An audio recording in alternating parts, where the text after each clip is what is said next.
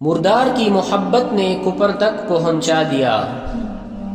ایک شخص کا قصہ متعدد اکابرین نے نقل کیا ہے کہ ایک آدمی اسلم نامی شخص پر عاشق ہو گیا اور اس کی محبت میں گلنے لگا، یہاں تک کہ بیمار ہو گیا اور بستر کا ہو گیا، اور اس کا مشوق کی حالت دیکھ کر اس سے نفرت کرنے لگا اور اس کے پاس آنے سے رک گیا۔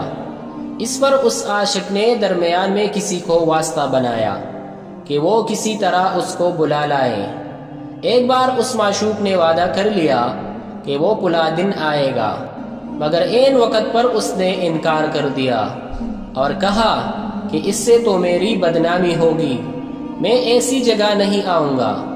جب لوگوں نے اسے جا کر بتایا کہ تیرے معشوق نے آنے سے انکار کر دیا اور وہ واپس ہو گیا، تو اس پر موت کی علامات ظاہر ہوئی، اور وہ اپنے معشوق کو خطاب کرتے ہوئے یہ شعر پڑھا: اے اسلم، اے بیمار کی راحت اور کمزور عشق کے بیمار کی شفا، تیرے خوشنودی میرے نزدیک اللہ کی رحمت سے زیادہ لذیذ ہے۔ استغفر اللہ۔ بس یہ کہنا تھا کہ روح قبض ہوئی اور اسی کفر کی حالت میں مر گیا، اور ایک مردار کی محبت میں خدا سے بھی دور ہو گیا۔